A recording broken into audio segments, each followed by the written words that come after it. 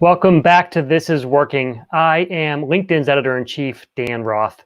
On this show, we talk to leaders who have a significant impact on how we live and how we work. And today we have with us restaurateur and director Eddie Huang. Eddie has long been a believer that the only path worth following is the one you make yourself. A one-time corporate lawyer, Eddie lost his job in the Great Recession and came out of it a media and food maven. He opened a celebrated New York restaurant, started a Vice show, and wrote a memoir called Fresh Off the Boat. That book later turned into a hit ABC sitcom, and now Eddie's making his directorial debut with the movie Boogie. But no matter the job, the idea, or the industry, Eddie has used his influence to make pointed commentary on the Asian experience in America and finding happiness with yourself. With that, I want to welcome to This Is Working, Eddie Huang. Eddie, welcome to the show. What's up? Thanks for having me. Yeah, it's great having you here. So let's just start. Congratulations on your directorial debut. In a normal time, I assume that you would be going to movie theaters and kind of hiding out in the back and watching to see what the crowd reaction is. How are you keeping tabs on how the movie's doing? It's funny. I read reviews the first few days, and then they all start to repeat themselves. It's either people in the middle of nowhere that don't understand like an intersectional kind of futuristic downtown New York, or it's people in the cities that love it and get it, and they're the people I'm speaking to. And it's great, but I'm funny. I gave myself a week to enjoy it, to indulge in all of the kind words and reception, and I got back to writing on Sunday. So I spent Sunday writing, working on my other script, and to me, none of the moments in my life or work, something I box a lot, and something my trainer Julian always tells me is don't admire your work. Like sometimes you hit somebody, if you leave your hand out, the next punch is coming right back. So you throw the punch and come right back. And that's really my mentality in life. And I think it served me quite well. I never really admired my work too long. I've actually left most of my jobs or got fired. And, there hasn't been much time to admire the work. I feel amazing, but I'm more just excited to get back behind the camera and to apply everything I learned, because you learn so much on your first film, and I just can't wait to do it again. I want to talk about what comes next, but first, let's go back to how this movie got made. What was the process for even creating this movie, getting it through the system? How were you able to create a first-time film? It was difficult, actually, Daniel. And when you are trying to sell a film that the market or Hollywood isn't looking for, you have to really reel them in. And part of this was that post Fresh Off the Boat, post Crazy Rich Asians, there was a market for Asian film, but it was bigger Asian film. And in a lot of ways, I saw how we needed something for Asian American men like myself. So you look at the market, you look at the white spaces, and I was like, what is one of the great, white immigrant stories in America? And it's Rocky. You look at Rocky, and Rocky is a sports film, but to me, I'm not watching it for the boxing. Boxing's terrible in that film. But what I'm watching it for is the journey through Italian America, Philadelphia. It's amazing. It's one of the best films, taking little pocket scenes. I mean, like there's the pet shop Adrian works at, there's the gym, there's Rocky as like a small time crook collecting money, and he's too nice to collect the money. And I wanted to do that. I wanted to take people on a ride through Asian America, but not just in traditional Asian America, but the home I grew up in, the types of things I did, but then how I journeyed outside and also intersected with Black culture. And that's a film that Hollywood really didn't understand. Like, wait, it's a traditional Asian kid that really grew up with Black culture and got guidance from Black culture in America. And then he plays basketball. It's tough. So I really was like, we're selling a sports film, but this sports film is like the ACE train, and you're going to see all the pockets of New York as we go through it. But Eddie, it's not only that you were making a film that Hollywood wasn't asking for. you are someone who has been in the past critical of the entertainment industry. When Fresh Off the Boat was made into a sitcom, it wasn't anywhere near the rawness of your Fresh Off the Boat memoir. It didn't, as you said, capture any of the question of what it was like to grow up Asian American and deal with the immigrant story from your perspective. It was someone's perspective, and you felt it wasn't your perspective, and you were very open about this. Yeah. Was there ever a concern that kind of with your voice or how open you were about what it was like making a sitcom would have hurt you in creating this movie? Or did you experience anyone saying, we're not going to work with this guy because you badmouthed us in the past? Yeah, but no, for sure. There's definitely, there's a friend of mine. She's actually a really good friend of mine now. I met her in Taiwan. She produced The Farewell. And I think the first time I met her, Anita Gao, she's a producer. She was like, before I met you, I didn't know whether to be like scared of you or like love what you're saying. She's like, because I relate to it, but it's like scary to say out loud, even though I relate to it. And I mean, even my own friends are like that, but that's the type of artist I am. Those are my favorite artists. Those are my favorite basketball players, the ones that are like, dude, this guy is out to lunch, but he's honest and he speaks from the gut. And it's like he's really living on the edge and he's living like there really may not be a tomorrow. I was a big Rasheed Wallace fan, Allen Iverson fan, Ron Artest fan. Like I could really relate to those guys. And I kind of live my life the same way. But once I get into a room and I sit down and I talk and it's not snatched out of articles or Twitter, I think most of the executives I met were like, yo, he's a very smart kid and he has very good reason for feeling so strongly about the things he does. And I think that what has helped me is just being consistent and being honest and giving people their room to come around to what I'm saying. Because once they sit with it, they're like, you know what? If I was in Eddie's shoes or if I was in a part of his community, it would annoy me too, the way people are telling our story. And they're starting to see it. And I think there is a bit more duality in America, especially since the George Floyd protests and since the Me Too movement. I think there has been a lot of phenomenal pressure on dominant culture to gain perspective and to kind of adhere to the golden rule: treat others as you would like to be treated yourself. Well, this is working. We're on with Eddie Huang. I want to make some shout outs to people who are in the stream right now watching. So we have Richard from Chicago, Amy from Indiana, Michael from California, Samantha says, Eddie, I love your show. A lot of people coming in from all over the world to watch this. Eddie, I think that you hear so much, just going back to the last point, you hear so many people say, like, don't burn bridges and you have to be super respectful in your jobs and you want to make sure, one relationship you make leads to another. Are there, do you find that is that the kind of advice you give people, or do you say, look, I have made my career by talking my truth and being very clear on what I want and how I see the world? Is that what you tell everyone to do, or is that something that you could do because you feel comfortable owning that? It's a certain personality, and I think if you talk to people who've worked on Wong's World, Fresh Off the Boat, things like that, for the most part, look, there's people I got in arguments, there's people that have been fired from the show, but I still have their respect. And it'll be years later, I'll see someone around at a bar, be like, yo, I didn't really understand what you were saying or why you were putting more pressure on me, but I get it now.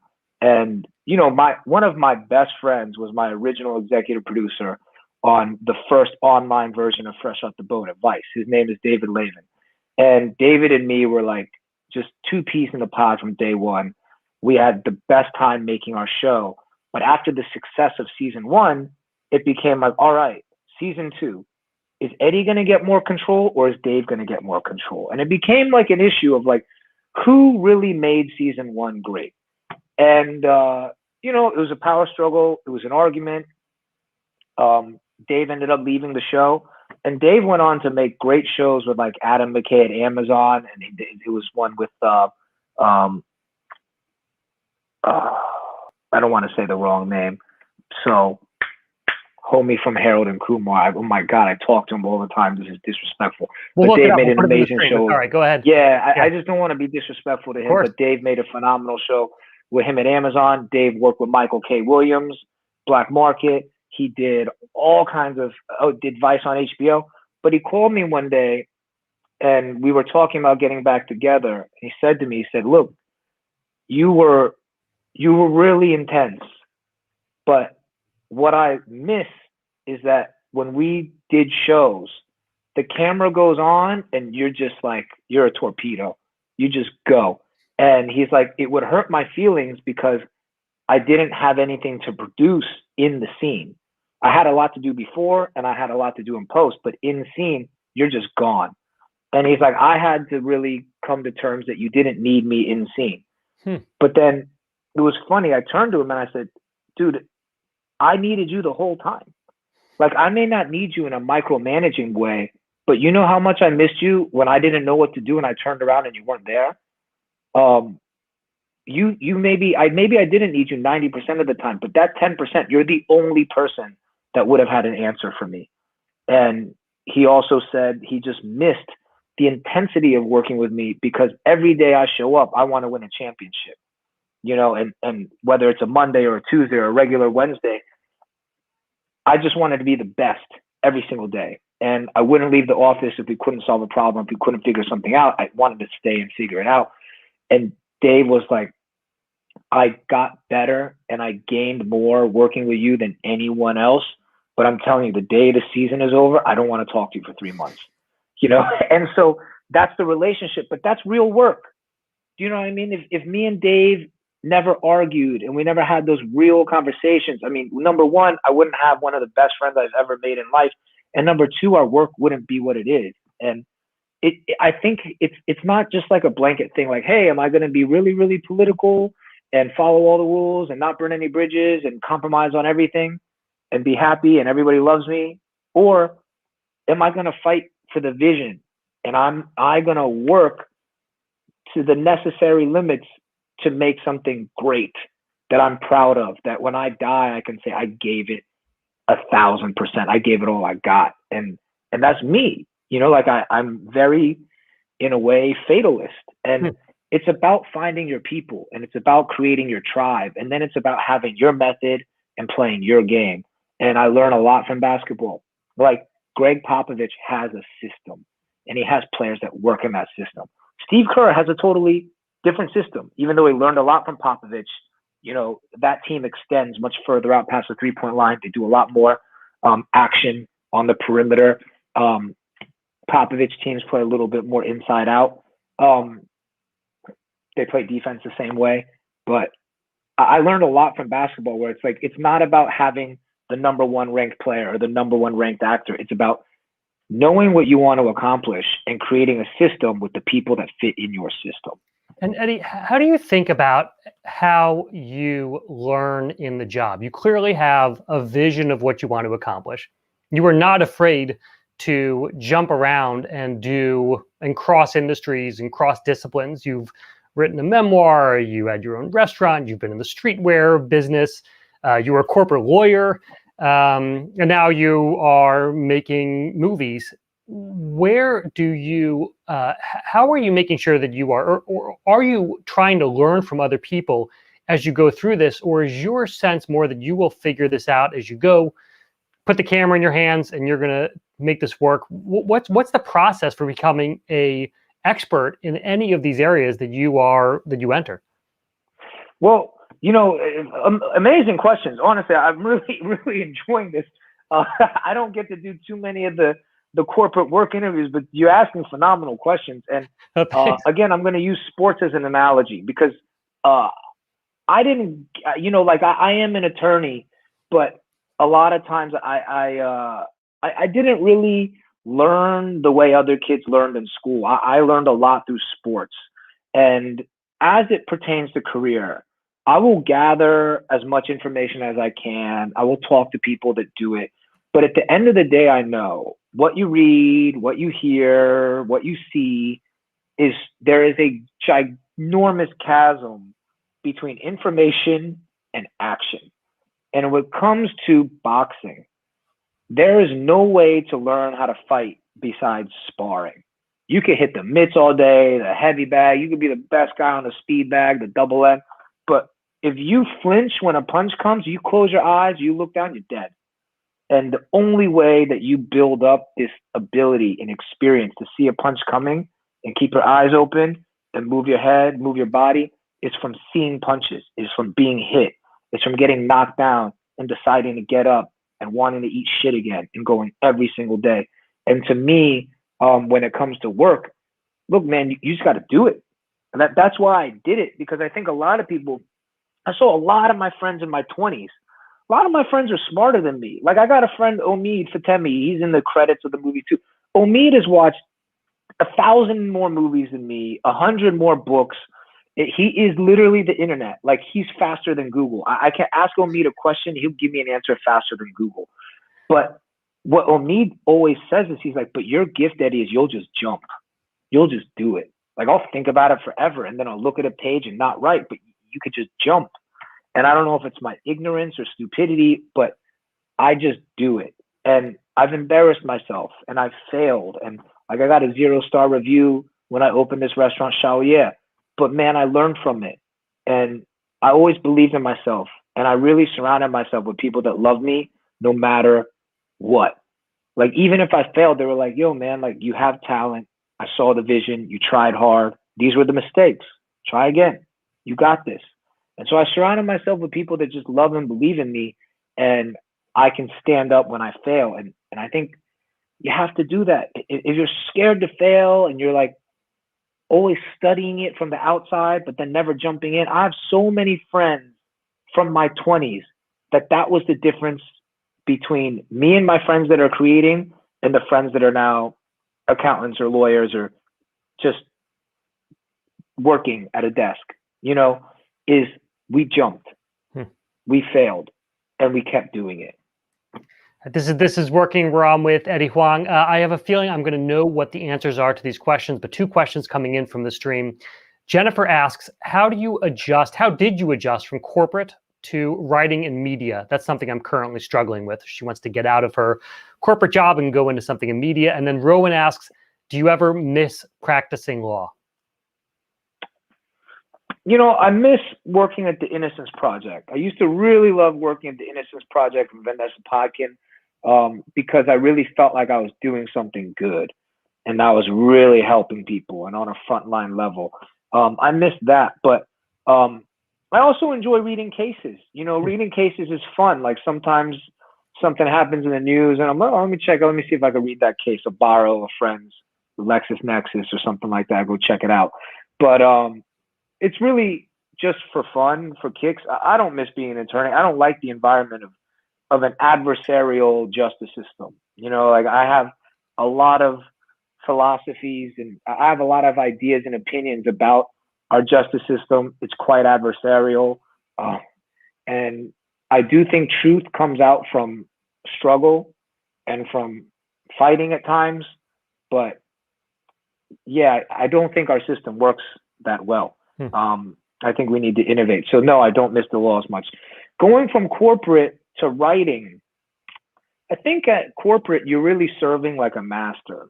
And there are so many rules and there's so many rails and there's so many things that you're not allowed to do or not allowed to say. And I think it's very important to just, number one, free your mind first, because there are so many subconscious pressures, the wall closing in on you.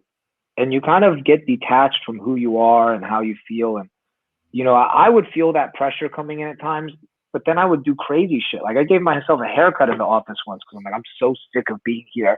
I'm going to I could cut my hair. And then, like, it wasn't like some Britney Spears shit, but I cut my hair.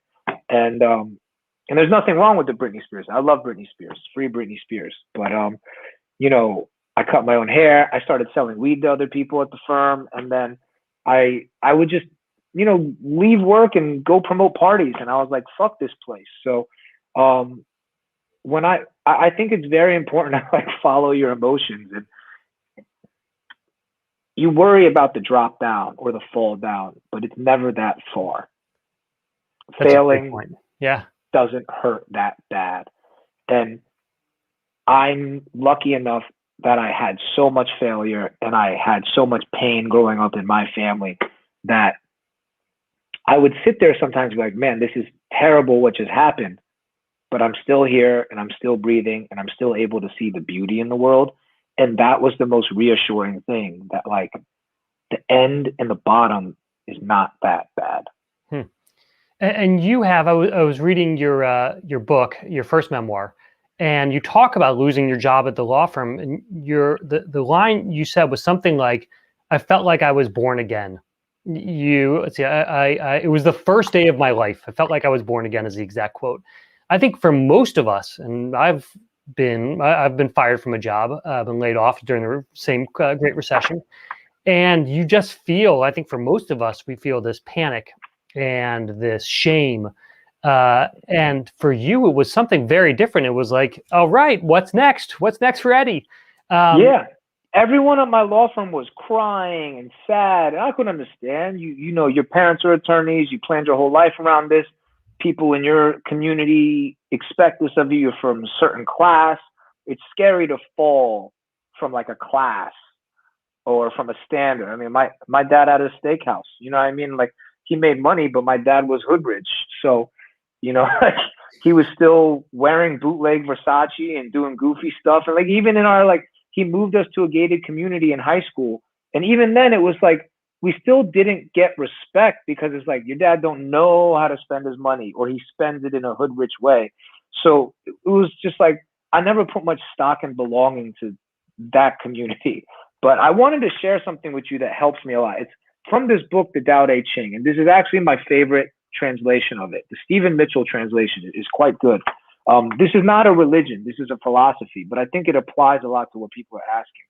And chapter 9, very quickly, says, fill your bowl to the brim and it will spill. Keep sharpening your knife and it will blunt. Chase after money and security and your heart will never unclench. Care about people's approval and you will be their prisoner. Do your work, then step back. The only path to serenity. And now these are very, very hard things to put into action and difficult to understand. And I had to remind myself this week, you know, because I will hang on every good review and I will hang on every bad review. And it's tough. But then, you know, I had a friend, it was actually the actor of our film, Taylor Takahashi, said to me, yo, I've never seen you care what anybody thinks. You just do it. Why is it bothering you now? And I said, you know what? I fooled myself. Every 10 years, I'll fool myself. I was like, I love film. And I love the film community. And I actually really love the art film community, even though I'm not like really one of them. And I don't make things like Criterion. But I love Criterion. And I love studying it. I love learning it. But like, it's like certain dishes out of certain people's hands, they're just different. Like, I cook this way. Everything I write, everything I say, it comes out this way. And my films don't belong in Criterion. They belong in the cult section or the pulp section. Like, that's just the type of guy I am.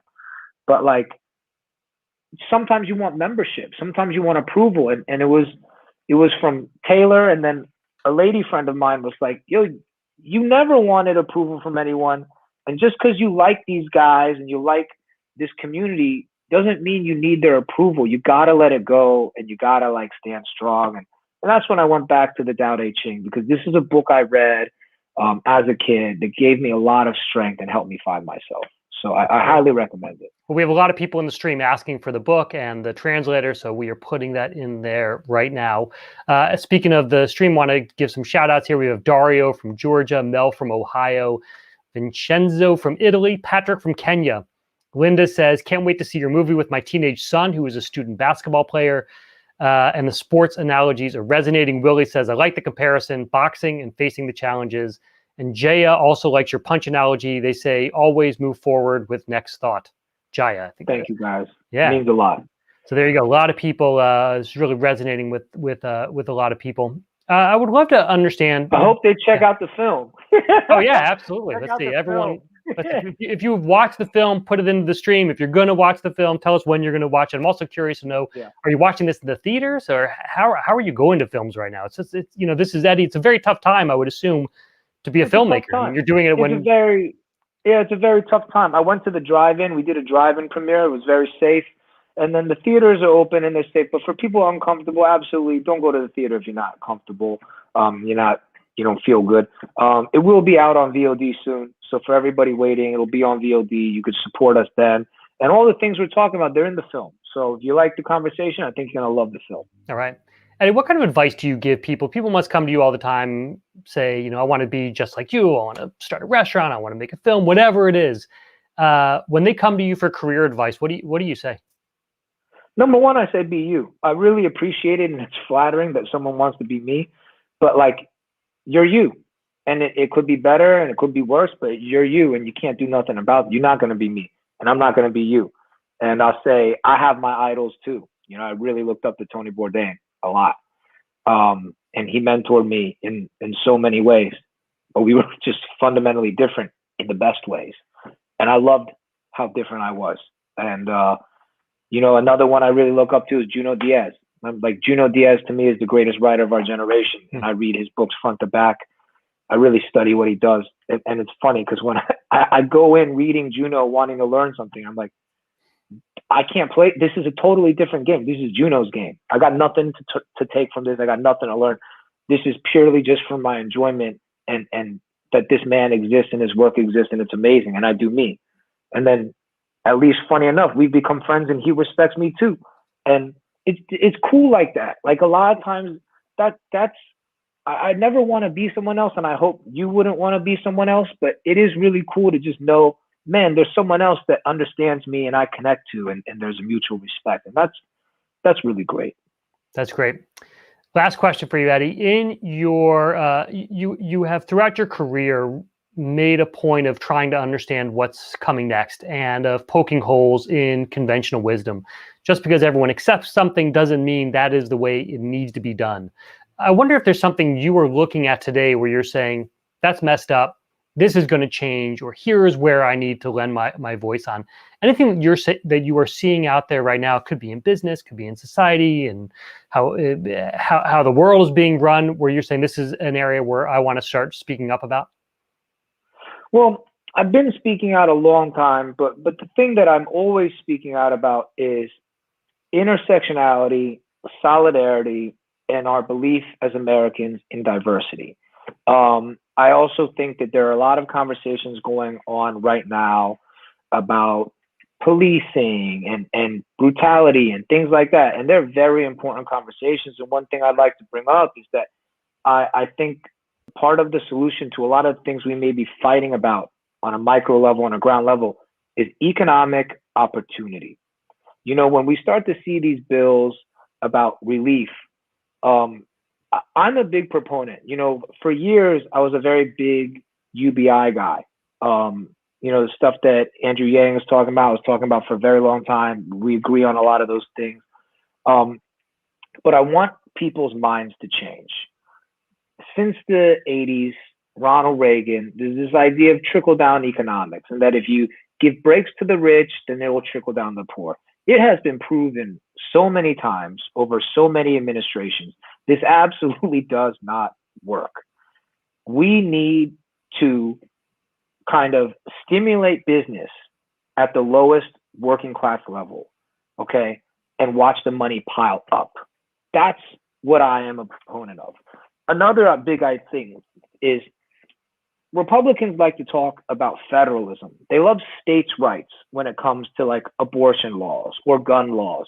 And when they want to like maintain personal freedoms, they love to speak about federalism and state power. But when they talk about economics, they do not apply ideas of federalism, because federalism applied to the economy would put more money in the hands of individuals, enable them and encourage them to open small mom and pop businesses. You could even enable small Silicon Valley entrepreneurs, technology entrepreneurs. These things are all accessible now. We should have much more access to money and grants and also tax-free, for the first $1 million or $2 million you make, as a small business owner. Because if we can generate small business, someone who has $500,000, they're going to spend that money. Someone who has $50,000 is going to spend that money. Someone who has $1 billion is going to sit on that money, right? And we talk about experimentation when it comes to federalism. And that's the big thing. States as laboratories, getting to experiment. What better way to experiment than to give money to small business entrepreneurs? That's what needs to happen, because we're always giving money to the big guys, and it's inefficient. It doesn't trickle down, and it just ends up in the goddamn Cayman Islands. Well, I'm sure we have a lot of small business owners who are watching this right now and cheering wildly and nodding their heads, saying, absolutely, bring it on. Eddie, thank you so much for joining us. I want to just close off with some comments coming in right now. Andy says he's a big fan of what you're doing. Connor says, I'll be watching your movie at home as soon as it's available. And Samuel says, this is such great advice. I am personally working on my ability to jump, and I learn so much when I do so. So, Eddie, you've changed some minds. Thank you very much for joining us here today on This Is Working. Thank you so much. Take care, guys. It was phenomenal. Yep. All right. That is another episode of This Is Working. Thank you for joining us. Don't forget that every Saturday we put out a podcast with this episode and a newsletter that comes out. You can subscribe at lnkd.in/TIW. We'll put that in the stream. Tell your friends, leave us a review too, if you can, on wherever you get your podcast. That really helps distribution. And we will see you here next time.